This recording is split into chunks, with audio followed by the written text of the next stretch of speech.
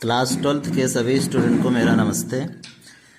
मेरा नाम सतीश सिंह है और मैं आज आप लोगों को वैद्युत विभोलेशन का एक समान बाह्य वैद्युत क्षेत्र में वैद्युत द्विध्रुव को घुमाने में किया गया कार्य, इस टॉपिक को पढ़ाने जा रहा हूँ।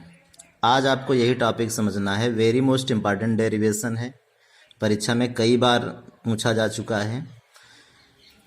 तो एक समान वैद्युत क्षेत्र में वैद्युत द्विध्रुव को घुमाने में किया गया कार्य। सबसे पहले हमको तो एक समान वैद्युत क्षेत्र मालूम होना चाहिए क्या होता है। एक समान वैद्युत क्षेत्र, जब वैद्युत बल रेखाएं एक दूसरे से समदूरस्थ और समांतर होती हैं तो इस प्रकार का जो वैद्युत क्षेत्र होता है उसे हम एक समान वैद्युत क्षेत्र कहते हैं और इसे कैपिटल ई से प्रदर्शित किया जाता है, कैपिटल ई से डिनोट किया जाता है। वैद्युत द्विध्रुव आप लोग जानते ही होंगे कि जो दो बराबर परंतु विपरीत प्रकार के आवेशों से मिलकर बना होता है, तो आवेशों का इस प्रकार का जो निकाय होता है उसी को वैद्युत द्विध्रुव कहा जाता है। बराबर परंतु विपरीत होने चाहिए, जैसे प्लस क्यू आवेश है तो ये माइनस क्यू आवेश है, इसे हम लोग कहते हैं वैद्युत द्विध्रुव। तो ये वैद्युत द्विध्रुव इस वैद्युत क्षेत्र में रखा हुआ है और इसे घुमाने में कितना कार्य करना पड़ेगा, यही आज हम लोगों को निकालना सीखना है। तो सबसे पहले मान लेते हैं कि जो वैद्युत द्विध्रुव है वो इस वैद्युत क्षेत्र में साम स्थित में रखा हुआ है।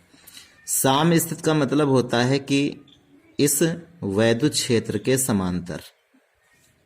अगर ये वैद्युत द्विध्रुव माइनस क्यू और ये प्लस क्यू आवेश है, तो जब वैद्युत द्विध्रुव इस तरीके से रखा होगा, वैद्युत क्षेत्र के समांतर रखा होगा, तो इसे हम कहेंगे कि ये साम स्थित में है। अब इस वैद्युत द्विध्रुव को, जैसे कि ये पेन रखा हुआ है, ये इस समय साम स्थित में है। अब इसे हमको घुमाना है, इस तरीके से हम इसे घुमाएंगे।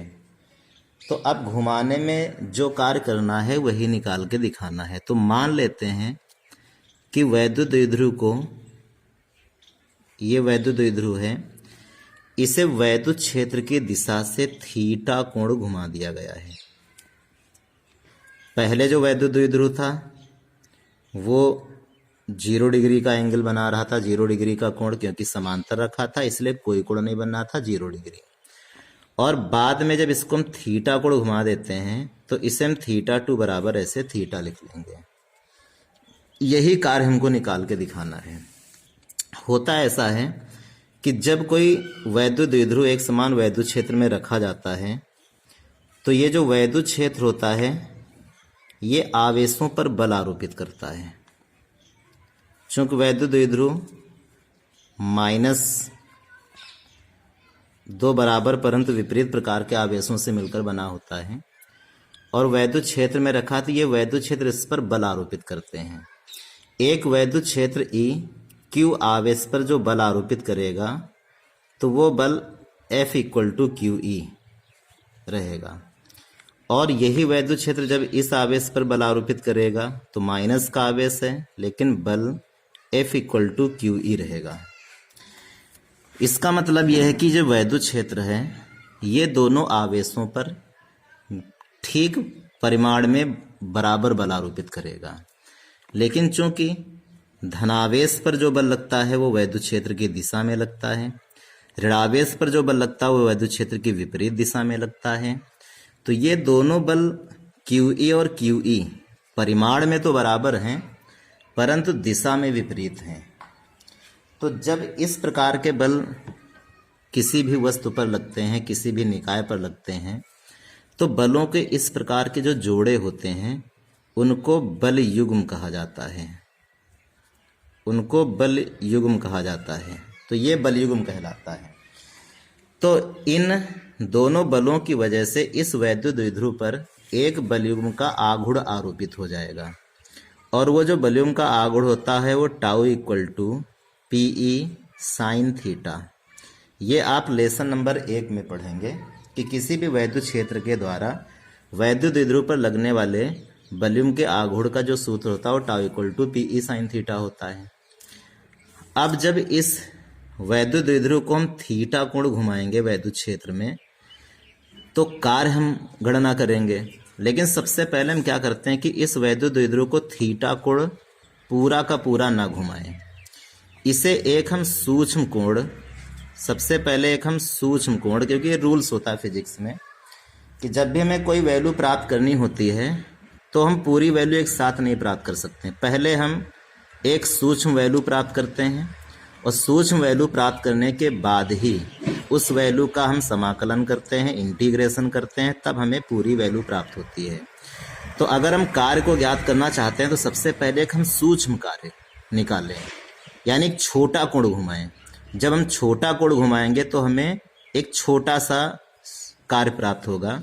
तो हम सबसे पहले उसको हम थीटा नहीं, एक सूक्ष्म कोण डेल्टा थीटा घुमाएंगे और तब कार्य निकालेंगे। तो जब हम सूक्ष्म कोण घुमाएंगे तो जो कार्य होगा वो भी सूक्ष्म होगा, डेल्टा डब्लू में लिखा जाएगा। तो डेल्टा डब्लू यानी कार्य बराबर बल इंटू विस्थापन होता है सूत्र। लेकिन यहाँ पे जो बल है वो बलाघूर्ण है, इसलिए बल ना लिखकर हमें यहाँ पे बल आघूर्ण लिखना चाहिए। और जो विस्थापन हो रहा है वो कोण में हो रहा है, इसलिए विस्थापन ना लिखकर हमें यहाँ पर कोणीय विस्थापन लिखना चाहिए। तो इसलिए कार्य का जो सूत्र बनेगा बलाघूर्ण इंटू कोणीय विस्थापन।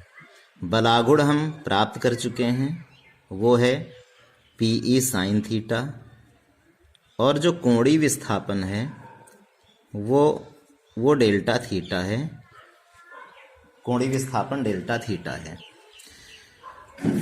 अब जब हमें एक सूक्ष्म कोण का कार्य प्राप्त हो गया है तो अब हम पूरा कोण थीटा घुमाने में कार्य निकालते हैं। तो अब यहाँ पे लिखेंगे हम कि द्विध्रुव को कोण थीटा 1 से थीटा 2, क्योंकि जब वो साम स्थिति में रखा था तो उस समय हमने उसको थीटा 1 से लिखा, और जब वो थीटा कोण घूम गया तो उसको हमने थीटा 2 कहा। तो इसलिए थीटा 1 से थीटा 2 तक घुमाने में किया गया कार्य निकालेंगे, और ये कार्य डेल्टा डब्लू से अब डब्लू हो जाएगा। लेकिन डेल्टा डब्लू से सूक्ष्म कार्य से पूरा कार्य संपूर्ण कार्य बनेगा तब जब हम इसका इंटीग्रेशन करेंगे। इंटीग्रेशन करने के लिए पीई साइन थीटा और डी थीटा इसका इंटीग्रेशन करेंगे। लेकिन जब हम थीटा के सापेक्ष इसका समाकलन करेंगे तो यहाँ पे लिमिट थीटा की ही लगेंगी, और पहले कोण थीटा 1 था, बाद में कोण थीटा 2 हुआ है, तो थीटा 1 टू थीटा 2 ये इसकी लिमिट बनेगी।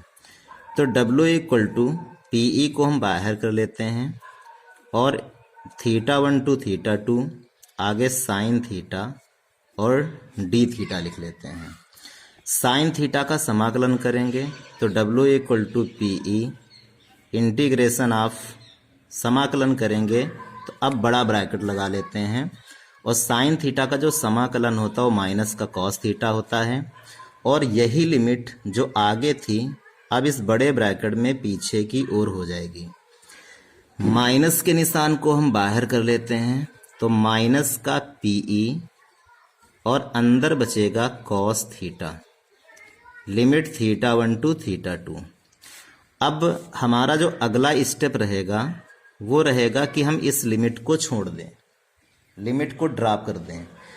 तो ये कहलाती है अपर लिमिट, और ये जो नीचे वाला होता है इसको हम कहते हैं लोअर लिमिट। तो सबसे पहले जो अपर लिमिट थीटा 2 है उसको थीटा की जगह रखना है, तो बन जाएगा कास में थीटा 2, लिमिट को थीटा के प्लेस पर। अब जब लोअर लिमिट को हम छोड़ेंगे तो पहले माइनस का निशान लगाएंगे, अब थीटा 1 को थीटा की जगह लिखेंगे तो बन जाएगा कास में थीटा 1। माइनस के निशान को अंदर करेंगे तो ये प्लस था, ये माइनस का हो जाएगा, और ये माइनस का है तो ये पद प्लस का हो जाएगा।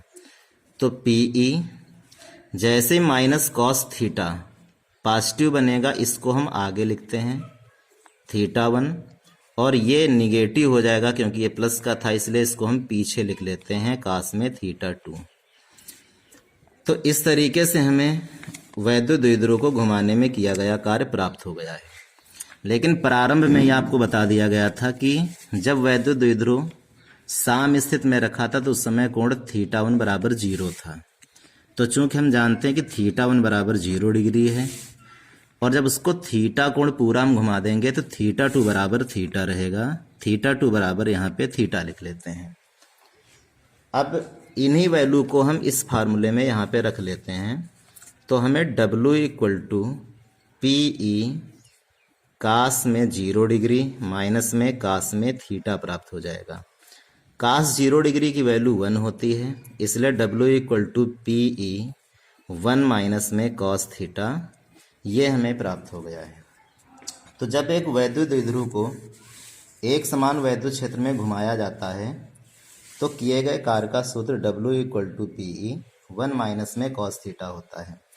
इस पूरे डेरिवेशन को हमने नोट्स बना दिया है, जिससे कि आपको तैयार करने में आसानी रहेगी। तो आप इस नोट्स को तैयार कर सकते हैं। यहाँ पे फिगर नहीं बना, इसलिए हम फिगर बनाए दे रहे हैं। ये एक समान वैद्युत क्षेत्र है और इस वैद्युत क्षेत्र में इसको कैपिटल ई लिख लेते हैं। वैद्युत द्विध्रुव को यहाँ पे बना लेना है माइनस क्यू और यहाँ पे ऐसे प्लस क्यू, यहाँ पे ऐसे बल को शो कर देना है F equal to Q E और यहाँ भी F equal to Q E show कर देना है। तो ये इसका फिगर रहेगा और ये पूरा हमने नोट्स में आपको बना दिया है ताकि आपको परीक्षा के लिए इसे तैयार करने में आसानी रहे। तो पूरा आप डेरिवेशन अच्छी तरीके से समझ लें और ये आपके लिए नोट्स है। आप इसको अपनी नोटबुक में नोट कर सकते हैं, जिससे कि परीक्षा के समय आपको कोई समस्या ना आए। आप इसे जो है अच्छी तरीके से समझ लें। Thank you.